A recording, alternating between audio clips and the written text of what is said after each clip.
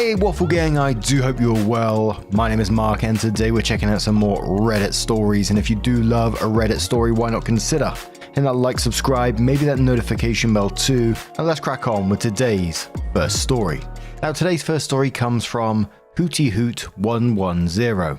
And before we do get into the story, some trigger warnings for you: child abandonment, emotional abuse, past trauma, death of a loved one. So if you do want to skip the story, please feel free to do so. Timestamps are always down in the description and along the timeline below.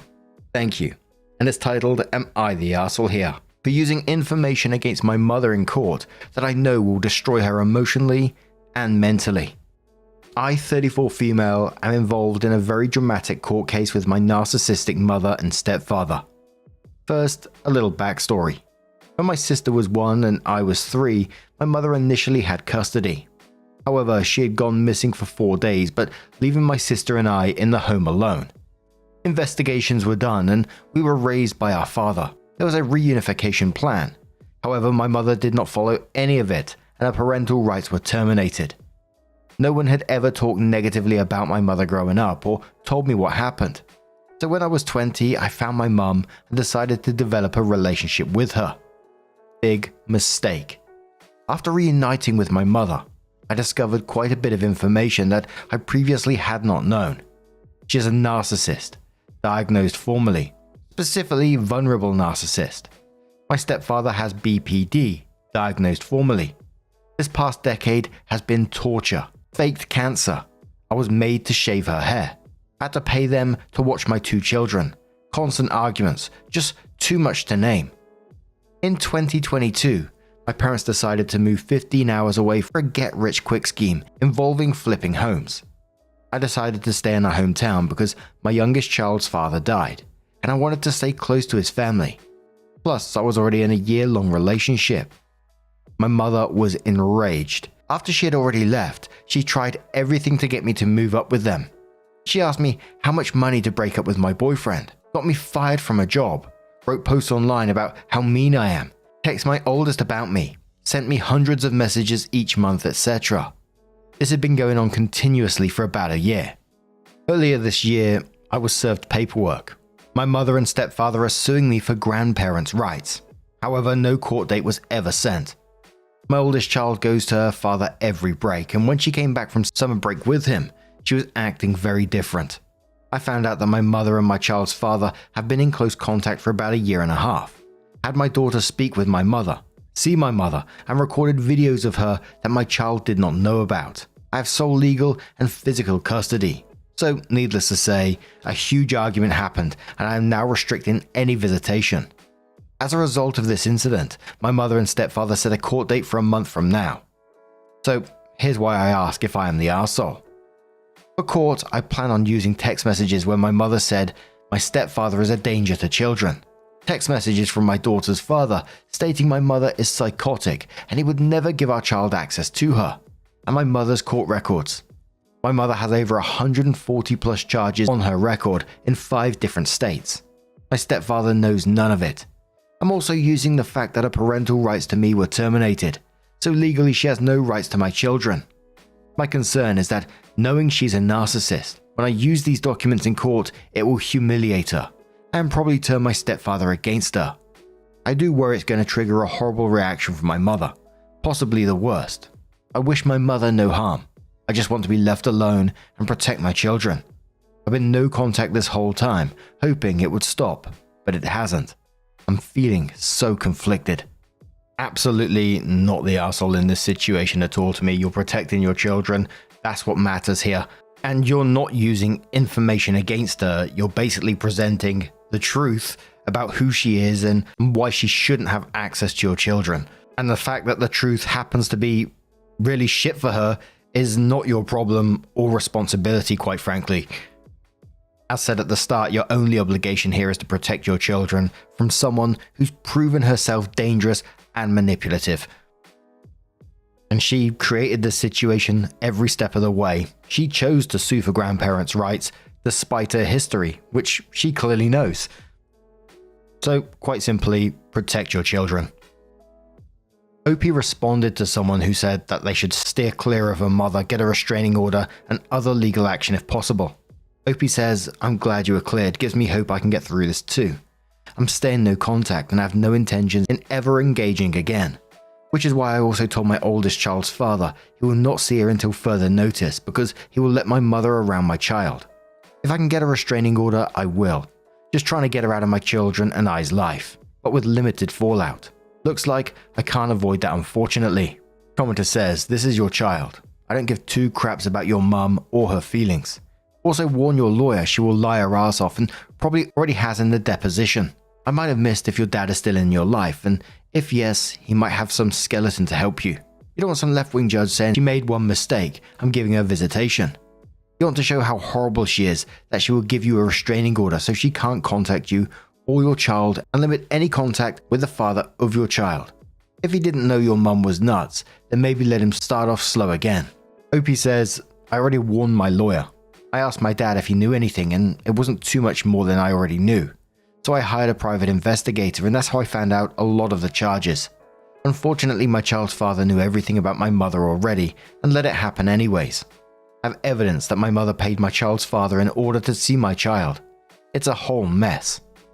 Commenter says, I'm wondering why you remained in contact with your mother once you discovered her issues. Opie says, I often ask myself the same question. I've never dealt with anyone like her before, and I never lived with her, so I didn't experience a lot of this wrath until I defied her wishes. I wasn't raised around her family, so I didn't know anyone else's experience. I also didn't know a lot of the criminal stuff until I hired a private investigator. The mental illness stuff should have scared me more, but at the time it didn't. Now that I do know everything, I can never let my kids near them again. Another commenter says to the OP, I'm curious why you would even care what effects this would have on her. You intend to present evidence-based facts that are entirely pertinent to a legal proceeding she started, involving the care and safety of your minor child. At no point should you be considering how that information reflects on her relationships with anyone else in her life, because that is not relevant here. OP says, I didn't specify in my post, but I have two half-siblings from my mother that are being put in the middle of this as well. So part of me is concerned that my mother will destroy my relationships with my half-siblings, who I am close to. My mother is the type of person who would attempt suicide and write a note saying that I made her do it. But I do not want my mother in my life. I do want my half-siblings. But I guess I just need to put that concern aside and maintain focus on my kids. Opie explains about her state and the grandparents' rights, and Opie says, my state is a little different. They only have to prove that they've had contact with my children in the last 3 years. So the time is almost up, which is why the case. My number and my kids' numbers were already changed at the start of this. Deactivated all social media profiles that identified my name. I got a job that is heavily secured and needs clearance to get in. I moved to a different city, 30 minutes from where I lived. I honestly did everything I could. My child's father was the problem, but I had no idea he was going behind my back and keeping contact. So 4.5 months after that post, OP updated. They said, I finally have an update on my situation since I last posted about 5 months ago. Court was postponed twice by my mother for reasons I don't know. Then it was postponed for a third time due to accusations that I was an unfit mother and my daughter had suicidal ideations. My mother asked the judge to appoint a guardian ad litem to make sure the children were safe. Court was rescheduled to March 2025. The past 5 months I've been doing nothing but researching my mother. I found she has a total of 19 active warrants, including 3 probation violations. I turned everything over to my lawyer in hopes something would work. 2 days after discovery was turned over to my mother's lawyers, my lawyer called to let me know she officially dropped the case. My children and I met with a guardian ad litem. They told the judge they see no issues whatsoever. After over a year of fighting this, it's finally over. It's been such a tough battle, but I'm so happy my kids are safe and will never have to go through what I have. Thank you to everyone who wrote me personally and have commented such positive things. You all have no idea how much it helped me, especially when I was having such an internal struggle. My kids are doing better than ever and I'm grateful we pushed through. More info. To answer some questions, I've already moved several states away, changed my contact information, and I've been no contact for 3.5 years. I'm currently working on getting a restraining order, but I've been advised by my lawyer that I may not be granted one due to lack of proof. That's frustrating, but I'm still trying anyways. My daughter and I still have had no contact with her father, and other than a very strange Darth Vader text, we haven't heard from him. He's also a couple of states away from us. I also have my daughter in therapy, so I'm hoping she learns how to have better boundaries than I did. I'm not going to call the different areas about her warrants, yet. My thinking is that she won't make any big moves against me as long as they are active and I know about them, something I can hold over her head, just in case she tries something again. I know it's probably not over, but this is a huge win. Someone says to OP, "What an incredible update. Your strength in fighting for your kids is truly inspiring. I'm relieved to hear the Guardian ad litem found no issues. What kept you motivated through this journey?" OP says thank you. What kept me going was my kids and wanting to break the cycle of toxicity for them. They deserve the world. Hopefully they will have better boundaries and not find themselves in a similar situation. Someone says, how did OP's mother acquire that many warrants? OP says she has 30 plus aliases and has 200 plus charges in 8 different states, all financial related crimes, identity theft, robbery, fraud, etc. She's a con artist. The commenter says, please do not ever have contact with your mum and stepdad again. Also, that ex seems to be a jerk too. If your mum starts harassing you, just make sure to document, video, record, and file a restraining order against her and include your kids. That would be best. Commenter says, contact all the venues for which she has warrants and tell them where she is, / how they can find her. Let them take care of it from there. And many of the comments after this one just saying she needs to be reported to all these places that she has warrants and, like the commenter said, and let them know where she is and let them deal with her. But holy moly. But now, I'm going to turn this one to you guys. What do you guys make of this situation? Let us know your thoughts down in the comments below. Let's move on to another story. Now, our next story comes from Routine Status 1492, and it says, am I the arsehole because I don't want to spend time with my half-sister and niece? Random account because my brother uses Reddit too. Last year, my dad found out that he had another kid. Mia, 30 female, and a granddaughter, Zoe, 7. Before this, it was me, 17 male, my brother, 20 male, and our parents, 55 male and 52 female. Apparently, he just had a fling with Mia's mum when he was in college, who ghosted him and never told him about being pregnant. Since finding out, it's all my dad talks about. He and Mia texted and called for a couple of months, then she let him meet Zoe over Zoom, and then last summer, they came to visit us. We live in a big city and they live a couple of states over. My brother was at college, but he even drove back for a weekend to meet them too. Everyone was so excited, except me. Like no one acknowledged how weird the whole thing is. Mia is nice, I guess, but she kept saying how she's so excited to have a family for her and Zoe. I guess her mum's not in the picture. My parents wanted to show them around our city, so anytime I didn't have school or practice, I was being dragged around doing things for tourists and kids. And that was the thing that got on my nerves the most about that trip. Mia's kid, Zoe. She was so excited to have a nan and pap and kept calling me Uncle OP. They even came to one of my soccer games that week and she ran up after, in front of my friends, to hug me and tell me that she wanted to play soccer now too because her uncle is on the best team. When they visited over the winter break, it was a lot of the same stuff. My parents got them a ton of presents and Zoe kept asking me questions and asking to play games with her. I also found out that my dad is sending money each month. Since Mia's job doesn't pay the best, I try confiding in my brother about it. But he seems totally fine and says it's making our parents really happy to have more family. Anyway, my dad just told me they're coming up again in a couple of weeks and I snapped. I admit that I raised my voice a bit and asked why he cares so much about people he met less than a year ago. Everyone keeps saying Mia and Zoe are family, but they didn't grow up with us and I literally can't see them as actual family. They also said she's probably just using him for the money, which I know was probably a dick move, but he said he's the one that insisted sending money, and he feels guilty for not being there in her life. But it still feels so weird, so I told him I'm not going to do anything with them while they're here. Now he's saying that if I can't be a team player in the family, he'll have to reconsider taking me on our family vacation this year, which I guess they're also going on. My mum's on his side, saying Mia had a hard life, so it's natural she's excited to have a family, and that she loves having more girls in the house every once in a while. My friends are the only ones on my side. They said they'd find it weird if random people just showed up one day to be in their family. The top commenters on this one said, the first one said, "You're the arsehole. I understand this can be a hard adjustment. You're not the baby anymore, and that can seem jarring as a kid in the picture when you're used to being the youngest. But here's the thing, you're still acting more like the baby than the actual 7-year-old. Like it or not, they are family.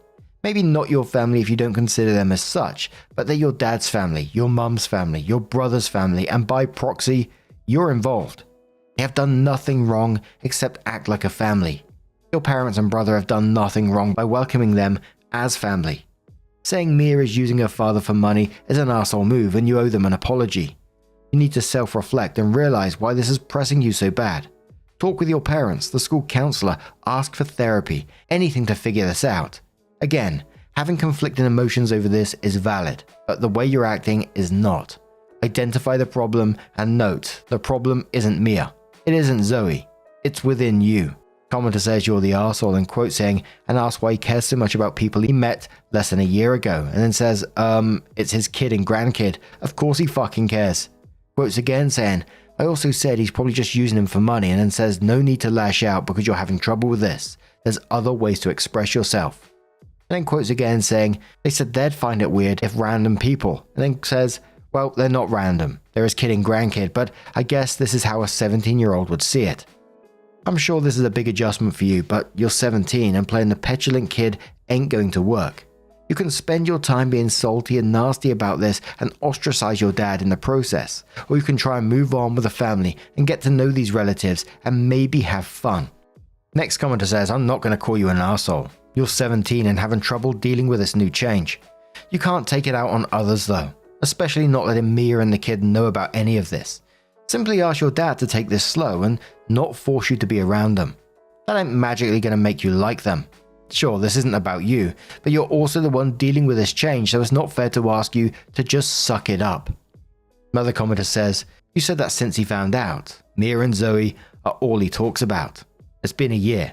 Is that still true, or was it only true for a couple of months where he was reeling from the life-altering news that he had a kid he's never met? If it's still true, then I give you a bit of a pass. No one is great at communication at your age, and that's if you really examine which parts of this situation really bother you. Assuming they are all he talks about, he dropped his interest in your life, thinks they are perfect and you're not, acting like a better dad for her than for you. What is it that stabs your brain? If that's not true, you need to examine yourself anyway. All those same questions, but I give you less of a pass if your dad found his footing and is back to normal. Interested in your life, paying attention to your decisions, giving advice for your future, showing up for your game, showing up for you outside of general family time. Is it just that you literally don't know them, but everyone is acting like they do? Is it just that it takes you time to warm up to people and no one is respecting that? What is it really? Threatening to leave your family vacation is a dick move, so I guess you come by that honestly. Even more so if he actually does it. You'll need to have multiple conversations about the situation, probably with a therapist, because as I said above, it's going to be hard for you to really articulate how and why you feel like you do. If he doesn't listen to you or continues to dismiss how you feel, then he's the arse. That doesn't mean that I think he's wrong for accepting his daughter and granddaughter with an open heart. Your mum and brother aren't wrong for not finding the situation weird. They're allowed to feel how they feel. You don't get to dictate that any more than they do for you. So sometime after this, OP comes in with the update, and they say, thanks to everyone who gave me actual advice, rather than just calling me a spoiled arsehole about the situation with no further comment. I was actually able to think through my emotions and formulate a plan forward. I sat down with my parents on Sunday, and we had a productive conversation. I apologized for snapping last week and told them that I was just having a difficult time with the amount of changes over the year, and it had built up. Through reading your comments, I realized that these feelings were probably coming from the fact that I am, as many of you guessed, the youngest on both sides of the family. There had always been a lot of emphasis on that, and with it being my senior year, I kind of expected a bit more of the spotlight that I'm getting. I also think that my brother being away at school put most of the expectations on me to be a good son, brother, uncle and host. I was feeling a little resentment that he was able to escape back to his campus while I was stuck at home. I was pinning those feelings on Mia and Zoe, which I recognize isn't fair. My parents also apologized for not checking in with me more often about how I was feeling. I asked if I could opt out of some of the activities when Mia and Zoe visit, so I could still enjoy my spring break with friends. In compromise, I would make more of an effort to engage with them in general, like maybe playing soccer with Zoe. Ultimately, I've realized that my sister and niece aren't going anywhere, and I have to sort my feelings out about that. I do think me going to college out of state in a couple of months will give me my own space, but for now, I try to make more of an effort to integrate them into my life. And the top comments on that one said, nicely done. Seriously, good job. You're a good soul, kid. Don't know why I thought of Indiana Jones when I heard that. Commenter 2 says, OP handled the situation much better than most of the adults. Next commenter says, you seem like a really sweet kid that just needed some guidance in re-regulating. The amount of self-reflection you've done is admirable. Proud of you, stranger. And the last commenter said, you're doing amazing. I know it's hard, but you're doing great. Yes, your first response to them wasn't the greatest, but what matters most is that you're learning, even though it may seem easy for them. Sometimes it's also hard because you see the life you missed out on. Just keep trying and you'll succeed. And if I'm being totally honest, I really felt for OP after that first part of the post, especially after some of the comments. You know, I did get where the comments were coming from, all the arseholes in it, but it was a huge change for OP, isn't it? And I was like, didn't the parents talk to OP about this and how it's affecting him in some kind of way? Maybe they did and OP just didn't mention it, but that kind of struck me and I was like, you know, that was not really fair on OP at the same time. And casting myself back to being a 17-year-old, you know, you're trying to deal with school, and for me at that particular point, I'm not sure if it's the same with OP, but I'm assuming somewhere that you got exams to deal with. There's all sorts of different things, and just slowly transitioning to an adult at the same time, it's bloody difficult, man.